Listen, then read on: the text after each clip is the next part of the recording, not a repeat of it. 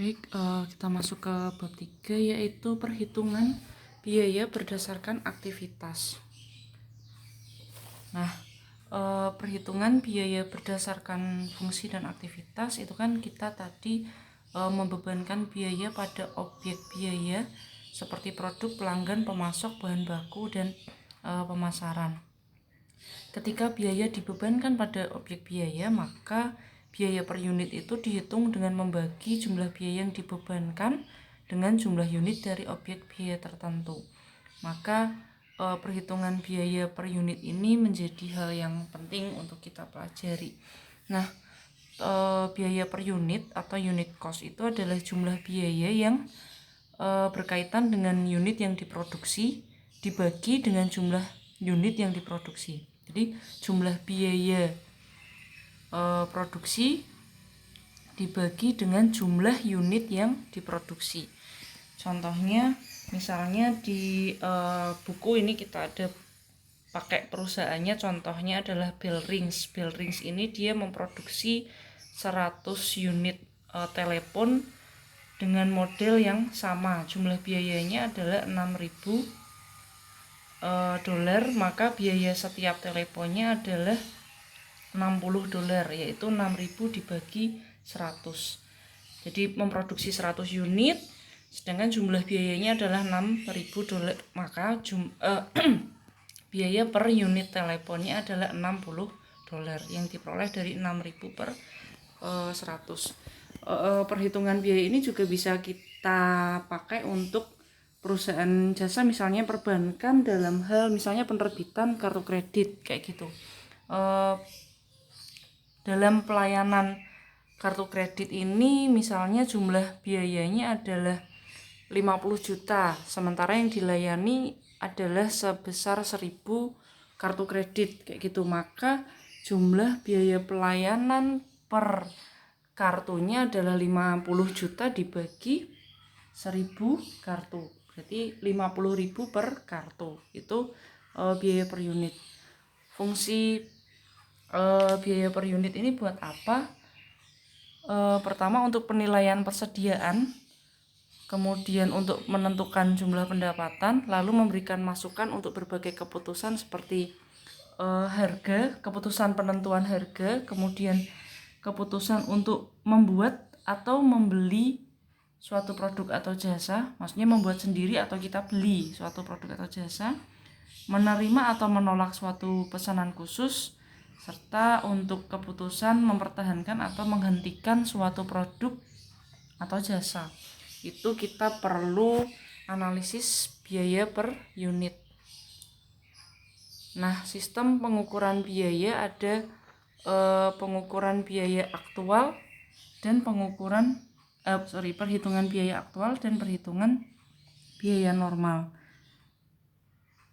Perhitungan biaya aktual itu membebankan biaya aktual bahan baku langsung, tenaga kerja langsung, dan overhead pada produk. Jadi kita membebankan biaya-biaya aktualnya atau biaya sesungguhnya dari bahan baku langsung, tenaga kerja langsung, dan overhead itu pada produk. Sedangkan perhitungan biaya normal itu membebankan biaya aktual bahan baku langsung dan tenaga kerja langsung saja ke produk.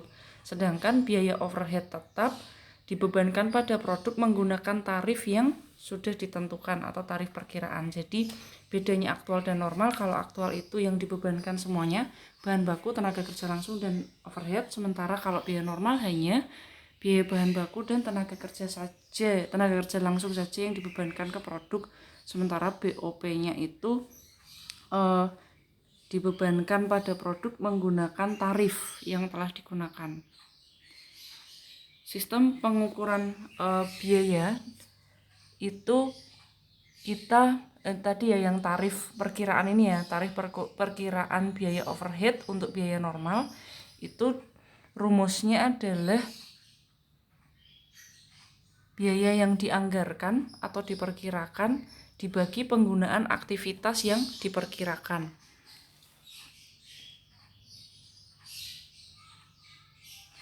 Kemudian perhitungan harga pokok berdasarkan fungsi.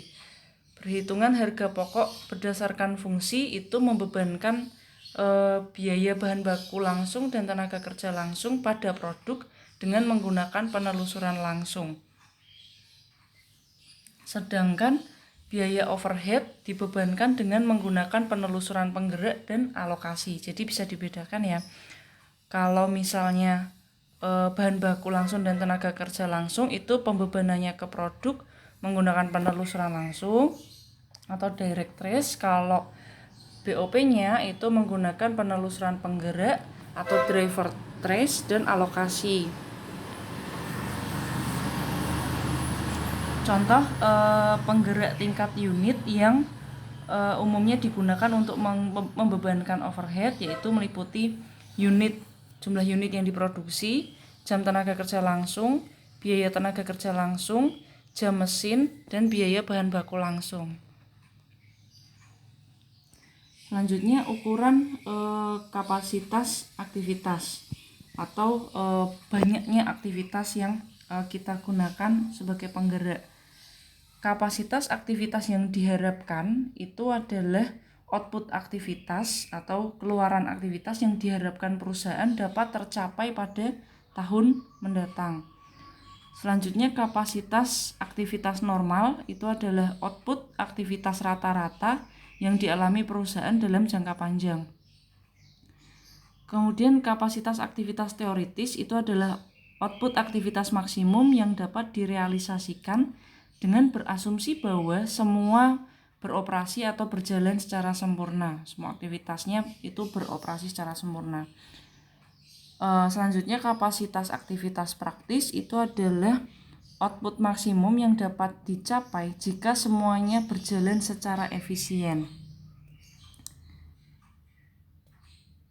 Nah, dari keempat pilihan kapasitas aktivitas itu, 3 yang terakhir yaitu kapasitas aktivitas normal, teoritis, dan praktis itu sama-sama memiliki keunggulan karena menggunakan tingkat aktivitas yang sama dari satu periode ke periode berikutnya.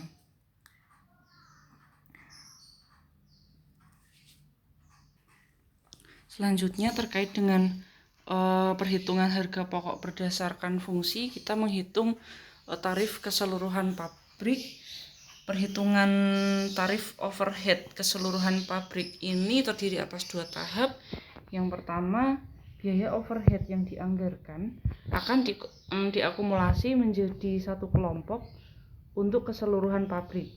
Jadi biaya overhead yang sudah kita anggarkan itu diakumulasi atau dijumlahkan menjadi satu kelompok untuk keseluruhan pabrik. Ini pembebanan biaya tahap pertama. Nah, biaya overhead itu kemudian dibebankan secara langsung pada kelompok biaya tersebut dengan menambahkan seluruh biaya overhead yang diperkirakan muncul dalam 1 tahun.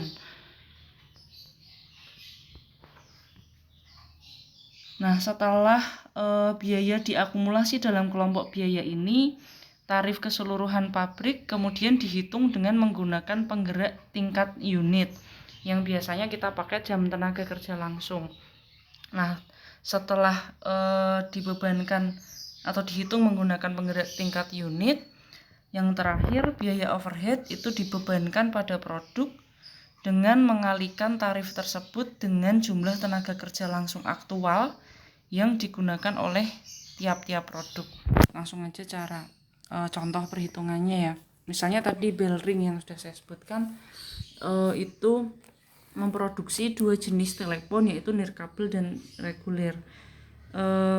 Berikut ini adalah data perkiraan dan data aktual dari bell ring. Yang pertama, overhead yang dianggarkan ini ya. Perhatikan. Overhead yang dianggarkan ada 360.000. Kemudian aktivitas yang diharapkan dalam jam tenaga kerja langsung sebanyak 100.000. Overhead yang dianggarkan tadi dalam dolar ya, satuan mata uang 360.000 dolar. Sementara aktivitas yang diharapkan itu dalam jam tenaga kerja langsung berarti 100.000 jam. Lalu aktivitas aktualnya yaitu sebesar 100.000 jam tenaga kerja langsung, dan overhead aktualnya sebesar 380.000 dolar. Berdasarkan perhitungannya, tarif dihitung dengan cara tarif perkiraan overhead tadi yang rumus di slide sebelumnya. Overhead yang dianggarkan dibagi aktivitas yang diharapkan, yaitu 360.000 dolar dibagi 100.000 jam, maka tarif overheadnya sebesar 3,6 dolar per jam tenaga kerja langsung. Ini tarifnya.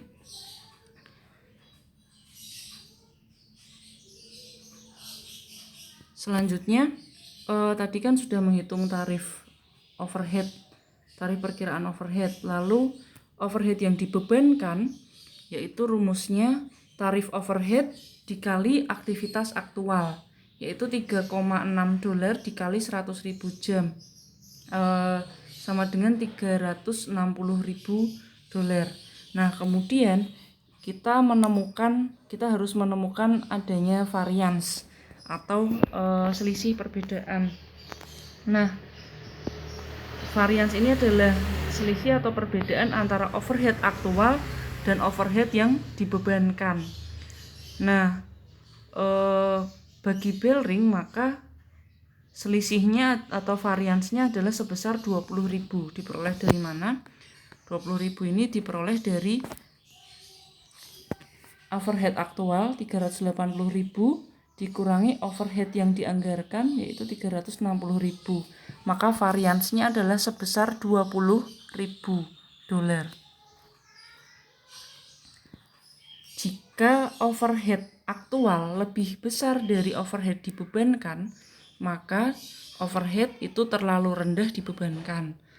Jika overhead aktual lebih rendah dari jika overhead aktual lebih tinggi dari overhead dibebankan, maka overhead itu terlalu rendah dibebankan.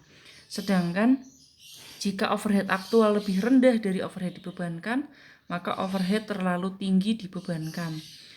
Nah, kalau dalam kasus bell ring tadi kan overhead aktualnya lebih tinggi dari yang dibebankan, maka overhead bell ring ini terlalu rendah dibebankan.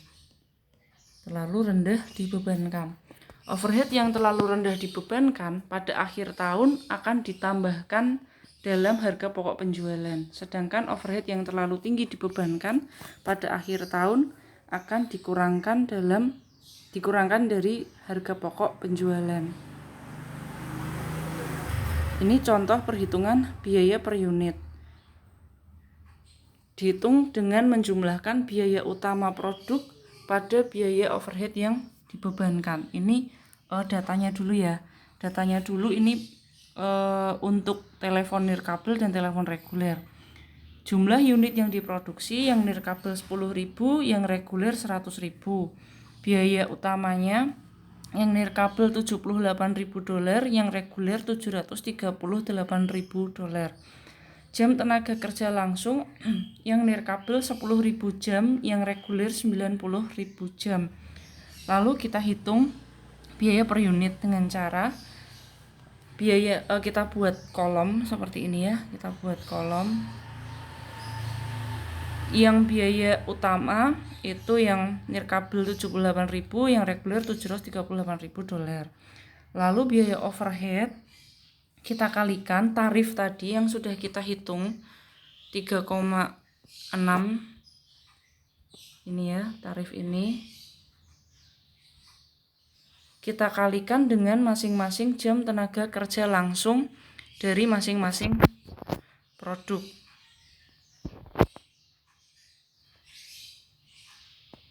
Oke, kita hitung 3,6 dikali 10.000, 36.000 untuk nirkabel, 3,6 dolar dikali 90.000, yaitu 324.000 untuk yang reguler.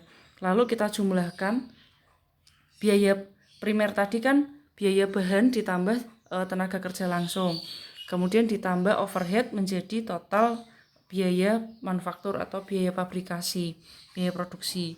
Untuk yang nirkabel 114.000, yang reguler 1.062.000. Lalu masing-masing dibagi dengan jumlah unit yang diproduksi. Yang nirkabel 10.000, yang reguler 100.000. Maka total biaya produksi dibagi total unit yang diproduksi atau jumlah unit yang diproduksi, ketemulah biaya per unit. Yang nirkabel $11,4, yang reguler $10,62.